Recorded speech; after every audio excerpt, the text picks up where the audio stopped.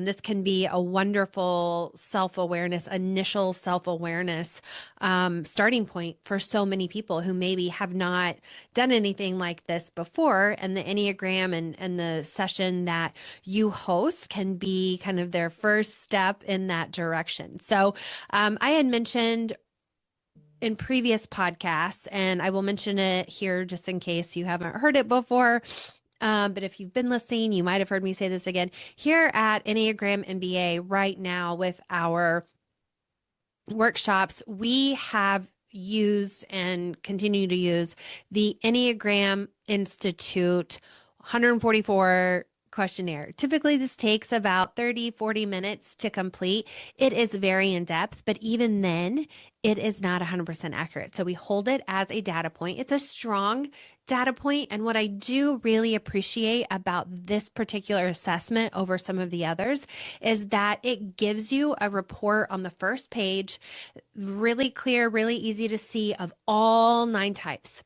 And then it gives you a ranking, kind of a amount of points, how heavily you ranked in those 9 types. So really quickly, you can see your first top type, second type, top 3, which I always really like. We typically look at those, the top 2 or 3. Don't get married to the top 1, as I always say. And then you can really quickly see what your bottom 1 or 2 were. And that can be interesting and helpful in some other conversations that we'll have during our workshops. But for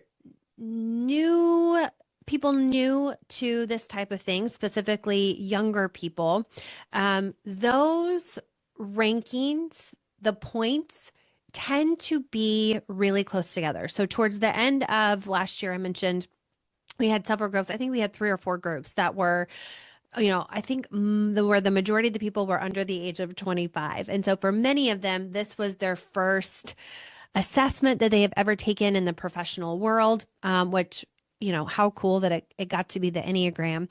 But it made typing a little difficult. Because when the results for the Enneagram Institute specifically came back, they had, they were really close on type 9, type 2, type 6, type 7. It was all really close. And sometimes like there wasn't a clear top 3. It was like a clear, or I shouldn't even say a clear. There was like a top 6 almost. And so that can add to the confusion of, gosh, all mine are so close, or I have so many that are tied. I have 6 in my top because 3 of them are tied. They have the same amount. They scored the same amount. So that can make, creating a team map a little difficult because people have 4 or 5 types on a single map. And that's okay. That is okay. You just might want to do things a little differently with a group where, maybe self-awareness is still very much in the development phases. So this is very normal. Nothing is wrong with your team. Nothing is wrong with you if this happens to be you. And I do really appreciate if you're wanting to take an assessment, I do appreciate the Enneagram Institute assessment for this reason. I've talked before about other really nicely, very beautifully designed reports, typing reports that will come back. And some of them will give you a single type and then will give you, 40, 50 page, very in-depth report on that type. The challenge with that is that what if you are somebody who hasn't had a lot of lived experience? You're less clear on your patterns. So you get that top type, but is that really where you're at based on your level of self-awareness? And so I think that something like the Enneagram Institute assessment that we use is so wonderful because you can see, oh, wow, I'm really close on a lot of these.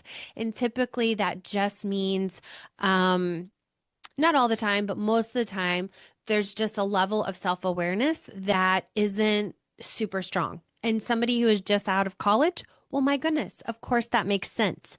You're going to have less lived experience. Your clarity on your patterns and your coping mechanisms and defense strategies are not going to be as clear. When you are in your first job in the professional world for the very first time, your job, that role, your manager, the company culture is going to heavily influence your behavior. So that could be another reason for mistyping or some struggling narrowing it down. Um, Other reasons might be those survival behaviors or coping strategies often look like personality, but it's just this is what I'm doing to, do a good job in my first job, to meet my manager's expectations. There's just still so much to figure out. And so there's going to be some stress. Some anxiety probably with any, first job.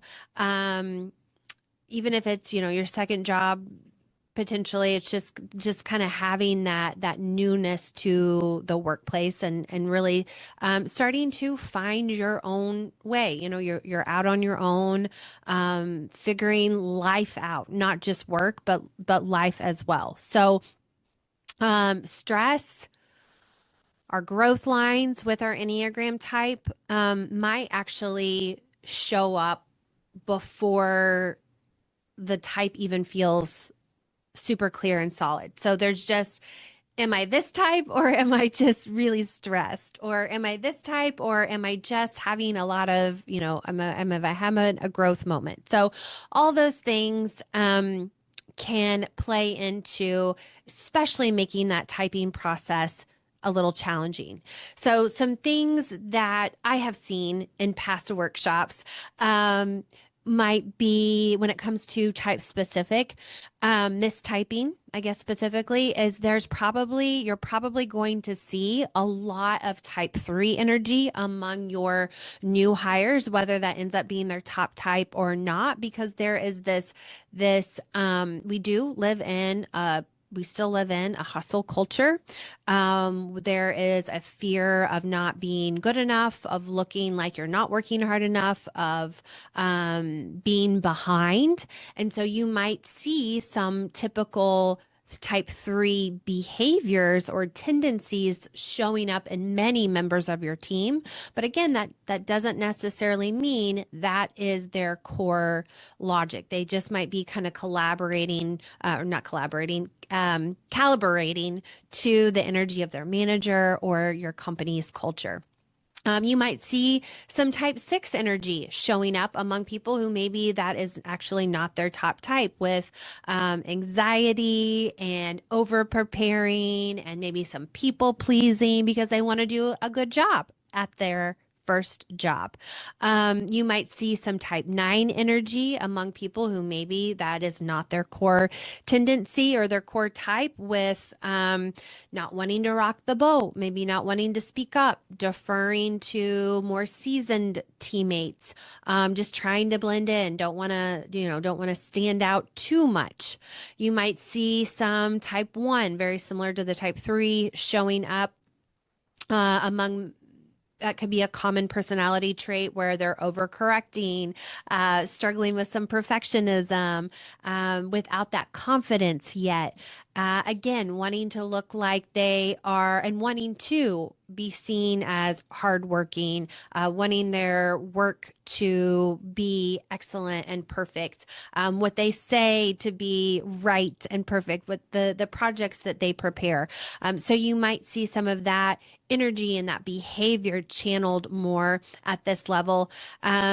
Another one that I have also noticed is type 7, where there's a lot of excitement about this new role, maybe about being a part of a new company, but the focus is a little scattered and they're really excited about all the newness, but might struggle to kind of find their footing and get into the processes, the procedures, the proven systems, and find success among those. So that doesn't necessarily mean if your member, the younger members of your team, or really anybody, is exhibiting these behaviors, it means that they're this type. It's just, okay, at this point in someone's career, these behaviors that we sometimes associate with these specific Enneagram types are very common. Like it makes sense why they would be showing up here. So just again, hold your behavior observations loosely. And it's really, as always, goes back to the root logic that is influencing our thinking that then influences our behavior. And sometimes there are common tendencies that the way that we express the type, but also even within a type, there can be various different expressions of that type, but that core logic or that core motive that we are motivated by the most will be behind, could be very different, even though we're having similar behaviors among people. So it's very normal for the confusion. You can kind of see how there could be some struggle with typing. So how can leaders use the Enneagram well with young talent? The biggest thing is just don't force a type too early. And so I'm even thinking how we manage our team mapping activity and analysis when the majority of the team is so young. I don't know that that is the most helpful activity or the most helpful or really accurate representation of the team. And I think there's some other things that we could do instead. So, don't force that type too early. They don't think that anything is wrong with them or the Enneagram or you. We want to use, as always, but especially at this point in somebody's Enneagram journey, I guess, or career even, is to use the Enneagram as awareness, as conversation starters, not as labels, boxing people in, saying that this is who they are and will forever be. So you very much want to focus on things that will show up, that can be beneficial in the way that you manage them, that you work together. So you want to focus on how they respond to stress rather than what is your number. So we can talk about the Enneagram, we can provide the Enneagram education, we can give people that language, and then that sometimes can be really validating. It can put new ideas into people's heads about, oh, I felt this way, but I didn't know how to articulate it. This is how I can articulate it. So we want to use it as that, not you have to pick a number so that we can put your name on the team map, right? So we want to teach communication skills, advocating for yourself about how you feel supported in the workplace as a young team member. We want to understand what drains us, what energizes us, so that we can share that information with our managers. And then as a manager leading a young team, understand and have those types of conversations, not just about, I see that you're a type 6, but, a lot of type 6s, a lot of type 9s that have this in common, what rings true for you, and just start the conversation. The Enneagram there is really to be a prompt, give you some ideas, give you a shared language. It is not there to say, we've gone through a workshop, everybody should know their type now, okay? So those are some things that leaders can keep in mind when using it with their young team. And then how can young professionals use it for themselves? So if you happen to be listening to this and you are a young professional, you don't need to 100% know your type to be able to use the Enneagram to grow. You can use this as an opportunity to better understand yourself. You can self-reflect. You can, with trusted coworkers or trusted friends, family members, start to share what you're learning about the Enneagram, about your top types, and asking them, what do they see? What do they notice? What do they see as true for you? You can use it to notice what energies drain you, what types of things maybe make you feel less confident, what types of things make you feel more confident and more supported. You can use this as a tool to, by understanding more about yourself, to build self-trust that much faster. And then you can practice with it, practice communicating. What helps you do your best work? What do you need to do your best work? And I think this is something that we are not taught. Most of us are not taught in school to be able to really tune in and think, okay, I'm stressed or I'm drained or I'm anxious or I'm worried or I'm mad or embarrassed or whatever that is. Why is that? What's going on? What's going on behind this? And then what do I really need? And to be able to understand and then ask for that in a way, right? In a way, you don't want to yell, make demands, when we're talking about this, but just understanding what is it that I need, and then who do I need to ask for this, and what exactly am I asking for?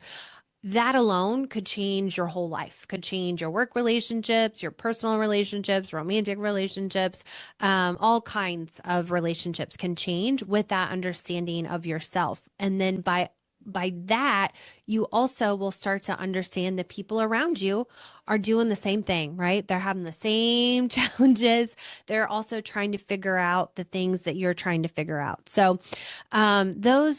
those are some things that's kind of going on when you have a younger team.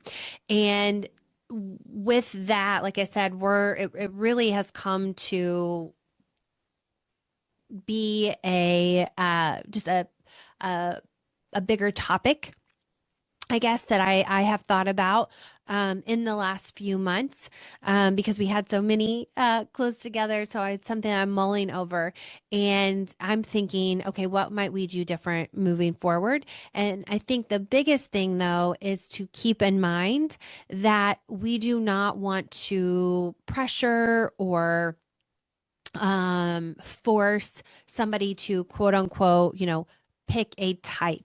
The Enneagram gives leaders, gives those young professionals a language for development. It is not just about that personality type. You could also, as a young professional or as a manager of a young professional, just kind of look at the various types and see, okay, I'm not sure they ranked really high on these three or four, and then looking at some of the growth opportunities for these three or four, it looks like this person has an opportunity to work on this the most, or might be in need of these things the most. And so then follow that path, that guidance that the Enneagram gives us. And you don't have to be 100% sure if that's my type. It's just, I think that this is the path I want to work on growing in. So just remembering that our early career professionals are still forming their identities. They are out in the world by themselves for the first time. Yes, there was college, but this is, the big leagues. And so they are going to be shaped not just by their childhood. That nature versus nurture argument applies to the Enneagram too. I think it's both. So there's going to be that, but they're also going to be highly shaped by feedback, praise, fear of failure. Most of your new hires are going to be high performers, but maybe just don't have a lot of self-trust yet. And something like the Enneagram can give them some insights about themselves that can help them build that confidence. And it can help leaders understand what motivates behavior under the surface. So just just know nobody needs to be fixed. It is just um, understanding your people more as a leader, as a manager, and giving them the space, the tools like the Enneagram, the safety, to come to you, to share, to talk through things without necessarily being judged or quote unquote, fixed. Giving them some guidance, some direction for not the answer, but potentially where to look for those answers. So, the Enneagram, above all else, is not a labeling system. It really is a growth tool. It is a problem resolution system. And so, that labeling piece is going to be a little bit more difficult with a younger team. But if you can think of it as I'm giving my team maybe their first, step into self awareness. What a gift to kind of be that person for them, to give them that push to look at themselves, to have those sometimes tough conversations. So don't expect that deep level of self awareness too early, and be patient, be curious, most importantly, not judgmental, like Ted Lasso said. So with that, if you happen to be a team leader who has a young team and you have done, whether it's the Enneagram or other personality assessments, other self-awareness, you've used other self-awareness tools, with that younger team, let me know. I'd love to hear what worked for you, what didn't. I think if we can be patient, look at questions like how does this person, react to stress? When does their energy drop? When does their energy go up? Um, when do they get reactive? What does that look like?